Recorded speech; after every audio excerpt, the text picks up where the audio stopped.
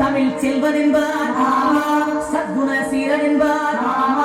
மயூர வாகனன் என்பார், மருதமலை ஆண்டவன் என்பார், சென்னிமலை சுவாமி என்பார், சிவன்மலை வேளா என்பார்,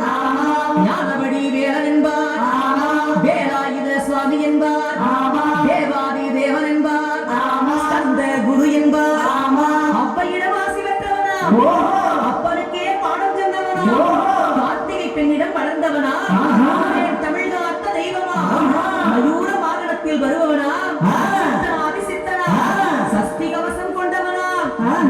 அப்படிப்பட்ட